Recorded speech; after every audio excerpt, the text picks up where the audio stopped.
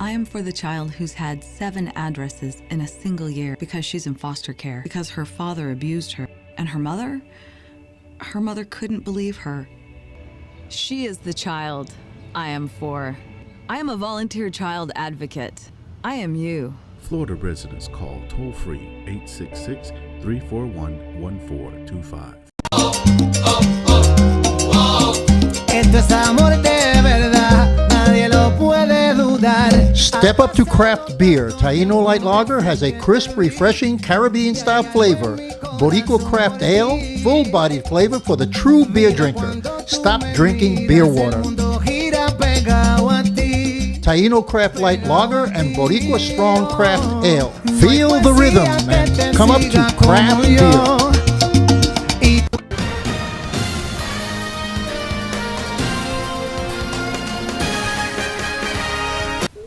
Hi, I'm Danny Ramos, and welcome to this week's Hispanic Speak Out TV in the English language, of course, brought to you on Spectrum Cable. We've been on the air for 16 years now here in Central Florida, and just recently we've gone statewide with Spectrum. Spectrum has allowed us to give our footprint across the state of Florida in all counties in which they broadcast. So those people in Miami or people up in the Panhandle can see us as well if they search us out on Spectrum Cable. Tonight we have an interesting conversation, and going forward we're going to be talking to mayoral candidates of Orange County. And our mayoral candidate tonight, starting off, is Pete Clarke. Pete Clarke is from Orange County District Commissioner number 3. And how are you, Pete? I'm doing good, Danny. It's good to be back. Yeah. I guess it's probably my fourth time on your show. Yeah, yeah. And I'm glad you finally asked me back. Yeah, Very kind of you. Well, you're on the news, so you've decided to jump, throw your hat in the ring for a mayoral job, to become mayor of Orange County, and that's a logical next step for the county commissioner. So how do you perceive this race? Who are the guys that are in the race? We have Bill Sublette, and we have Jerry Deming. Right. So those are the leaders. So how do you position yourself against those people? Well, I think I'm one of the leaders too. Yeah, well, So, that's why you're here. No, that's right. So anyway, I think if you kind of look at each of us individually and who really has the background and who has been involved in county government and at the level that this job requires, I'm the candidate. Yeah. I've worked with county government for a number of years. I was a deputy director for Health and Family Services. We got involved in just a multitude of programs and bringing things, to fruition countywide. Then retired and went to work for a community health center for a while, doing some health care. And when I got elected in 2012, the overriding issues, were education, health care, and some other things that I really had an affinity to. But being on the board, and I thought I knew a lot about county government from being there, but being on the board, I have learned so much more at at kind of a bigger level, a higher level. Yeah. And especially from development issues and environmental issues and things that are really important to our community. Yeah. So I think I'm well prepared. I'm well prepared from a budgetary standpoint, a management standpoint, and I think just an ability to bring people to the table to attack problems. Is this some races are nonpartisan? Is this a partisan race, Republican, Democratic? No, it's nonpartisan. Oh, it's nonpartisan. Yeah, it's nonpartisan as well. What do you think are the 3 most important issues facing Orange County? 1, 2, 3. It's always public safety. You always make that number one.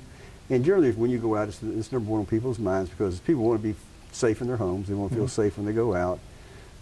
It is a safe county. And, you can talk about crime rates, but when you're the victim, then it goes up exponentially. And the crime rate's way, way up when it's you. But I got all the respect in the world for our deputy sheriffs. I have 3 police departments in my district that I work with. The phenomenal folks out there doing good work. The fire rescue, we're ISO 1 for a county fire department. The hurricane, I think you could not find a better response in Orange County to the hurricanes. So my job is to make sure that we don't rest on our laurels, that we continue to make sure our folks have the best equipment, the best training, and are the best paid in the area. And so that's number one, of course. Secondly is growth. And you can't go anywhere. Well, you drove out here today. You know, everybody's complaining about traffic, and it's all a byproduct of growth. And so how we grow in the next 20 years, and not just the next 5 years, but the next 20 years. What do we do as a region, as a county, to address some of those issues. We were built out as an automobile community. I mean, let's face it, and this was built for cars. Yeah. So, you know, we now have Sunrail, we have a bus system. How do we make those things work? How do we move people east and west? How do we get them to the job market? You know, how do we kind of build a system that can move quickly? You know, we can do bus rapid bus rapid lanes. We got to make sure that they just keep going. Whether we have to do overpasses, you know, how we move folks in the future. But it's, you know, building subways here is of course not going to happen. Yeah, I don't think overhead's going to work. So, you know, a lot of effort needs to be put into how do we bring the Expressway Authority, Links, and Sunrail together, and I have some ideas about that, so that we're planning together and we're looking at what development patterns are coming so that we can address those. And third thing is quality of life. You know, this is just a phenomenal place to live. I mean, you know, I've lived here for many, many years, never want to live anywhere else. You know, it's just been fun. It's a great place. It's been a tremendous growth period over the past 20 years. Yeah, I mean, this place has changed radically over the past 20 years. Yeah, but there's more to do. You know, there's more to do, and you know, I'm you know, like you, we're in our 40s, I think. So yeah, whatever. 40 times 2. Yeah, 40 times 2. Yeah, and you know, we're building a community for young folks. We're building a community for, you know, our kids and grandkids. And we always need to keep that in the back of our minds that, you know, we're not doing this for us to sit on the porch, you know, and run kids off our yards. Right. You know, we're building something for them, and a community where they want to stay. You know, that's not when they're going to get out of college and come to you and say, well, Pop, I'm out of here. You know, there's nothing here for me. Yeah. You want them to come and say, well, I'll be in your, I'm going to be upstairs a couple more years, but, you know, this is where I want to be. This is where I want to raise my family. This is where I want to grow. So we need to look at how we build the transportation systems. We need to look at how we build growth. We need to look at how we do social programs, social capital. If we want companies to come in, and it's like Amazon, you know, what's going to be the defining pieces of Amazon that we either make it or we don't? Is it going to be public transportation? Is it going to be some of those issues, but, you know, kind of below that smooth running engine that's our economy? Is it going to be the mental health issues, the trafficking issues, the homelessness issues, and how do we address those?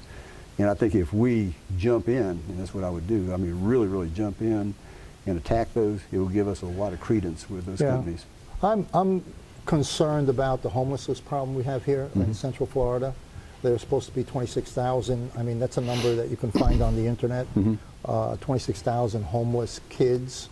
The definition of homeless has been broadened by the federal government because there are people and families with children that are living in hotels, for example.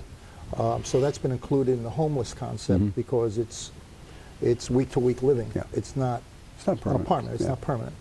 How do you address such a, and you know, it's almost like, and I hate to say it because it's a tremendous conflict of imagery to be the child capital of the world as far as tourism, and then to also be so high in homelessness as far as children goes. What is any solution for that? I mean, I look at it, you know, and I work for Guardian Ad Litem as a volunteer, you know, so I volunteer to deal with homeless kids. So how do you address that? I mean, what is the county doing? What is the state doing? You know, we need, this is kind of a trickle-down economy, you know, from the feds to the state to the locals. I mean, we need, and I'm not saying we need money. I mean, money's nice, but we can't spend it if we have no place to build it. You know, and that's kind of our quandary right now. First, we need to figure out, you know, where do we put the stock for people to live in? I mean, we can't just go out somewhere in a pasture and say, okay, let's throw up, you know, 45 homes here, we'll put 50 over there. I mean, it just doesn't work that way. And how do people pay for that? I mean, if people are homeless, it's because they don't have any money. I know. So you have to find them jobs, I guess, those that can be employed. So well, and that's kind of a double-edged sword. I mean, if you're living in a hotel and you're trying to maintain some kind of family life for your kids, and you don't have a car, so they're going to school, they have some activities, hopefully, you know, so you can't work. So if you're, you know, a two-parent family, maybe one's working, but you're paying the hotel, you know, an exorbitant amount of money to live there. So you're kind of stuck in this cycle of, you know, when can you afford to move out? Or can you afford to move out? So, you know, what's that, I guess, as you say, they say in the industry, what's that price point that we need to be at that someone could afford to buy a home. But we also need to look at the people who are on the streets that don't have a job. I mean, Yeah. and we have the chronic homeless, you know, mostly downtown area, I think, chronic homeless. And we have the camps out east and west. Right. That kind of different populations. But the key to it is, you know, how do we first look at it like the folks in the hotel? Okay, they're working. How do we get them into it? And I'm not going to call it, you know, low-cost homes or low-cost housing. You call it like workforce housing, because these folks want to work. You know, they may get a couple of jobs. There may be a young professional. It could be a young teacher, a young firefighter, who's making $30,000 to $40,000 a year to start. They can't buy a $250,000 home. So we need to break the perception that when we go into an area, and I have one coming. I have one coming in my district, that there's a young man who's just as energetic as can be, and he wants to build low-cost housing. And I said, we're not going to call it that. We're going to call it workforce housing. And it's going to be at a price point where these young professionals can move out of the hotels and qualify and move in. But now the public, all of a sudden, if they hear low-cost housing, we're going to have community meetings. Yeah. It'll be terrible. It'll be terrible. They're going to demonstrate against it. And nobody wants it. Everybody wants people to be home and housed, but when you go to the meetings and all of a sudden people are up in arms about it, you know, it gets a little contentious. So we need to get past that. So I think there's some education that needs to go on that, you know, if we put areas in that are workforce housing, it doesn't mean they're going to turn into slums. You know, and God bless the city for tearing down the slums on the west side of town when that LIFT program came in, Orange Center Boulevard. To me, that was one happy day. Yeah. Because we don't need that kind of housing for folks. You know, we need neighborhoods. We need neighborhoods where kids can play in the backyard, maybe if it's a smaller yard. But you know, I went to a realtor's session a couple, 2 or 3 years ago, and this one little girl on the video said, the only thing I want a nice kitchen for my mom because she wants to cook for us, and I want a backyard. You know, that's all she wanted. You know, absolutely. Thinking, my gosh, you know, she didn't want an Xbox. She didn't ask for an iPhone. She wanted just a little patch of dirt to go outside and play. So how do we get that perception that we need to put in areas where folks can afford it? And then the housing first model, we need to find opportunities. It could be old apartments that are in disrepair that we can come in and rehab, that we can move people into them. Is there any effort being made in that direction? Yeah, at there all? is. And but we had to find the properties. Yeah. And now we will look to the state, and you know, God love them. Sometimes they raid the SpeakoutTV funds up there. You know, the housing funds. They need not to do that, and let us start using them. You know, to do some of these programs and to rehab some apartments that are out there. We know they're out there because we drive by them every day. Yeah. And make them habitable and get folks off the street to start with, and then. Well, those are the ones that, you know, there's groups that are employable, and then you have, let's face it, there's people who are homeless that have mental issues. Yep. And they do live in the woods, and they live in behind some big department stores that I've seen. Oh yeah. Does the state have any kind of a program or the city any kind of a program to address the people who have mental problems? Well, that's part of the housing first model. Yeah. And you know, the jail is the de facto mental health institution. I mean, it's unfortunate, but you know, that's where these folks cycle through. And you know, 30, 60 days, you can't do much. So first, we need to make sure that when people come in with mental issues, that we do have a place to send them for some kind of care. And that's where the Central Receiving Center also was very, very, very important to keep folks from going to jail and getting them into the proper treatment, as long as the beds were available. And that's always a key, are the beds, and it's very expensive. So to get in this, I read about this years and years ago. They did in New York City, where they have just thousands of empty apartments, and they would take a homeless person and say, okay, this is where you're going to be. We'll see you in a couple of weeks. You know, and they didn't stick them in there and say, okay, you got 90 days to do X, Y, and Z, and if you don't do it, we're going to kick you out. Now they put them in there and say, okay, you live here, and then we'll be back. You know, we'll check on you, and then we'll start working with you on your issues and some of your mental health issues. And you know, Florida's 50th in mental health funding, and yeah, it was a journey for me to get where I am now in mental health. I used to think, you know, what's a walking worry, you know, and it's but it's not. You know, it's people with some serious issues, and most of them you can track back, you know, to childhood issues, to neighborhoods, you know, and the same thing that we're sitting here talking about. How do we fix? Yeah, and the homeless list of children today will be our problem later. Right. Let me. We only have a few minutes left. sorry. We went through. I can't believe how much time we went through. Good grief. But anyway, there is the Maria, the Hurricane Maria, devastated Puerto Rico. It really knocked the entire island completely out. Yep. Their infrastructure was poor to begin with due to a lot of improper handling prior to the storm, and that's what I think caused the collapse. Yep. And right now, Puerto Rico is in economic collapse, and the infrastructure is teetering on collapse as well.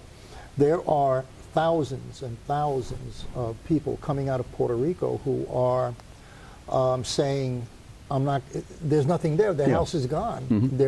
They have no place to live. So they're getting on the first plane they can, or they're getting on, and some of them are flying into Atlanta and then coming to Florida to families. Sure. You have about, I guess, 800 or 1,000 people a week coming into Central Florida. A lot of them in Osceola County, a lot of them in Orange County. Yep. So that's going to create a lot of issues in the educational system. It's going to create a lot of issues for these people. Got to find work. Does Orange County have any kind of a program to handle this? I know they set something up at the airport. Yeah, and I think Tampa did too, because they were coming to Tampa, coming and seeing us. Yeah. And I think it's working pretty well from the job standpoint. But where we're going to really run into a wall at some point in time, folks now are staying with friends and families, and when the relatives come to visit, there comes a point in time where it's time to think about another living situation, because it puts a stress on a family. It really will. And the churches are stepping in, to find places for folks to stay. And I don't have any empirical data for this, but my guess is right now we're getting the professionals and folks with means coming in. Yeah. And the people who will be coming later are the ones who probably tried to make it, but like you say, there's nothing there. So they'll come again. They'll come. And so the decision will be, will they stay, or will they try to work here for a while and then go back home? When we sit here and talk about housing issues, we can't house what we have. We can't put young people in apartments because they can't afford them. So, I wish I could say right now, Pete has a plan. I don't know if anybody could say that I have a bona fide plan that's going to work, other than seeing how we can kind of boost in construction. From now to you can put some places on the markets. It takes some time. It does. It really takes some time. So we're going to be in a bind, and I would never. Oh my God, FEMA villages and those kind of things. Oh my gosh, those things are horrific. And you see those on TV from documentaries, in other countries, not this country. Yeah. So that is something that right now we got to aggressively, attack, regardless of who's going to be mayor. I mean, they're going to inherit a problem at some level. My job now as a commissioner is whoever that is, and it's going to be me, so I got to say that whoever that is inherits less of a problem. So what do we do now to start incrementally getting some of these units available that folks can move into? And this legislative session, I think, is going to be critical. It's going to be very, very critical. I know there's budget issues at the state, but it's going to be critical how we can move some housing money, even rental assistance, short-term rental assistance. It's going to be terribly expensive. That would be terribly, terribly expensive. But we can't have more folks, living on the streets, and it's bad enough already. Yeah. Do you think that's going to happen? I mean, where there's a multiple of social problems coming all at the same time. Lack of housing, the situation with homelessness, healthcare issues, the situation with the Puerto Rico migration as a result of the infrastructure collapse in Puerto Rico. All of these things are coming together to kind of make the perfect storm for Orange County. And do you think that the county as an organizational government is up to it, or are they behind it? How far behind the ball are they? We're, Orange County can be up to the challenge as far as our resources will allow us to go. And that's one thing that will have to be addressed, is what resources do we have that can be brought to bear. Are there enough resources to cover all of that? Oh, no. Because, you and I have watched on television Katrina. We've watched what's going on in Puerto Rico, and we know that the entire government of the United States has limited capability in order to react to national disasters. I mean, FEMA can only do so much. Yeah. Everybody expects, oh, it's the United States government, it's going to turn around in 3 days. Well, that's not the case. No, it took us a week to get electricity back in Central Florida. We sure did. And So when you're looking at circumstances like that, and what's happening now is that perfect storm scenario where you have a lot of social problems all coming together precisely at the same time. So where is Orange County going to get the money to fix this? it's going to how? have to come from a number of places. I mean, we're going to look for FEMA, and I think the mayors and the commissions from 3 counties have already sent that letter up, saying, okay, where's your plan to help us? And then it's going to have to trickle down through the state. But we can't just count on tax dollars to do this. I think we need to look to the private sector, the not-for-profit sector. They're the geniuses at taking horrific problems and turning them into projects, from problems to projects. So like you said before, it's going to take time. It's going to take time. It takes a long time to build housing. It takes 2 years to get something to turn dirt. From the time they bring plans down, by the time but you go in the through meantime, everything, you're getting 4,000 people coming in here every month. And you're getting a whole school come in every week. About every 4 weeks, you get a whole school. A whole school come in. You don't think about it. Well, okay, it's 1,200 kids. We got 200,000 in the system. Well, that's a school. It's an entire school. It's an entire school that has to be built. So you're saying there's an entire school coming in every 4 weeks? Oh, you said the figures. You say it's 800 a week. No, 800 to 1,000 people a week. Yeah, if you figure how many kids are coming with them, you probably figure a school a month. Yeah. So that's 12 schools a year. That's 12 schools a year. But each school costs $20 million minimum. So. But you got to buy the land, you got to build the schools. So now we have the classroom amendment. What do we do with that? So, this is just, it's a mega problem. It's a mega problem, but it's a mega opportunity too. I think to see what we can do. Not to wring our hands and run around saying, "Oh my God, the sky's falling." How do we sit down and truly engage the whole community? And I think right now we're kind of in this reactive mode now. Okay, everybody's coming. Let's get them situated immediately, and then address the bigger problems. But the bigger problems now are coming to roost, and so how are we going to really sit down and start addressing this? And we got some really, really cool people out there, some really good groups working on it in the trenches. Do you get any response or any participation by the major corporations that run the theme parks here? I mean, Disney, Epcot, all of these guys that. Are they players in social solutions for their community? They do it, and they have great volunteer networks. So if you need volunteers, you can get volunteers out of them. They do a lot of grant awards, so they do put money into it. They certainly do, and they're good community partners. So I know Disney; they always give out significant grants every year to different groups.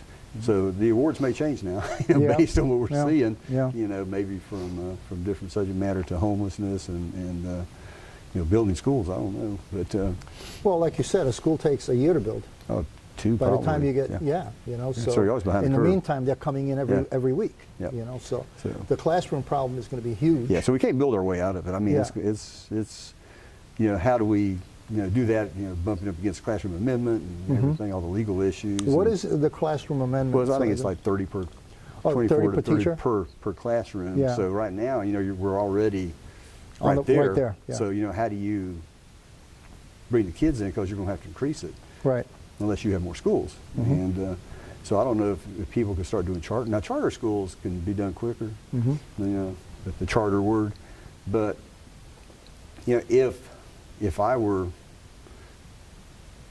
counseling someone, especially kids maybe coming in with some English problems, that this would be a perfect time for groups to do like immersive English charter schools for these kids, because you can get a charter going a little quicker. Yeah, I heard there were cutbacks in bilingual education at certain levels. I don't know if that's true or not. Yeah, I'm not sure if that's true or not. This would not be the time to do it.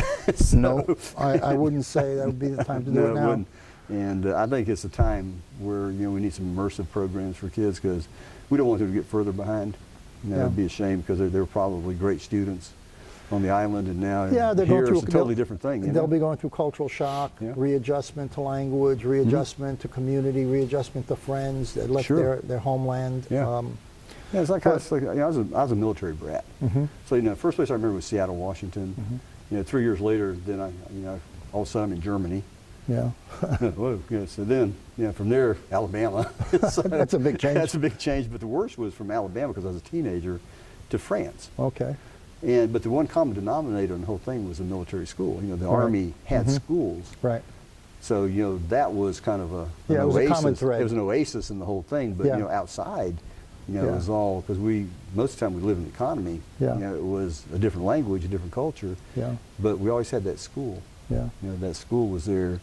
And so that's probably what's Yeah. going to happen now, is that school is going to be kind of a beacon for a lot of these folks. It's going to be interesting to watch, because it's like a mini New York. When New York had a mass migration of Hispanics going to New York that literally changed New York City. There were areas in New York for 30, 40 blocks, street blocks on Broadway, where nobody spoke English. It was all Spanish. It was all Puerto Ricans, Dominicans, some South Americans, and the language of dominance in that section of the New York City was Spanish.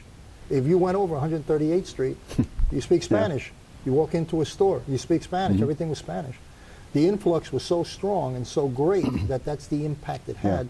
And I'm kind of wondering if there's not a slowdown, if they don't get Puerto Rico back on the grid, because it's jobs. Puerto Rico has suffered something so tragically that people cannot work. That's right. So they have to leave to go find jobs so they can eat. Right. And it's going to create a big flux here for Florida, for different, like you said, Tampa, Central Florida, maybe Jacksonville, depending on families. But nonetheless, it's going to create a cultural impact that's going to be overwhelming within 6 months, I think. Yeah. And the thing that truly concerns me is when the infrastructure is built, and when the buildings are going up, and the island is returning to some semblance of normal, with all the professionals that left, the engineers, the doctors, the nurses, the teachers, how can you overcome that talent glut that's going to be there? Yeah. So I think when that occurs, it's going to be another big issue, because those folks will be sorely missed if they're not there. Yeah. How do you regain a government and a society without the teachers and the healers? And so it's going to be it's a long-term It's going to be long reconstruction. term. And from what I understand, the people who've been there, is that it's kind of like Alaska. Yeah. You can't describe it. Yeah. You have to go see it. And that's what I say. You can't describe some of the damage that they see when they go over there. It's just total. Yeah. And you just can't describe it. Yeah.